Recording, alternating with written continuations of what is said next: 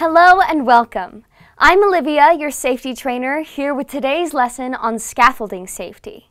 Before we begin, remember to sign off on your mobile device or online to receive credit for this training. If you feel the need to pause this video at any time to have a discussion, we encourage you to do so. Using scaffolds can be a much more convenient way to get work done at high levels than constantly moving ladders to different work areas.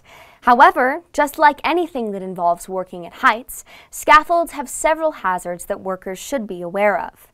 In this lesson, we will go over the different hazards, qualified persons, fall protection, and the do's and don'ts of scaffolding.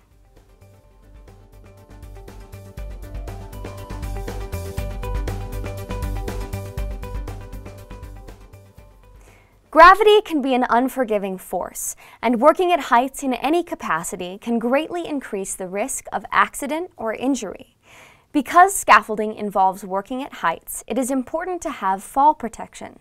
There are several options for fall protection, such as toe boards, guardrails, and barriers, fall arrest systems, which stop your fall before you hit the ground, restraint systems, which prevent you from falling at all, nets.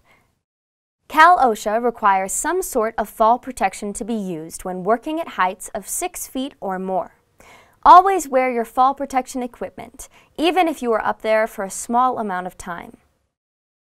Once the hazards have been identified and employees are wearing the correct fall protection, it's time to use the scaffolding. Once you begin to work, remember, stay as far away as possible from power lines. Secure tools and equipment to the area or put a net or toe boards in place to prevent them from falling on people below the scaffold.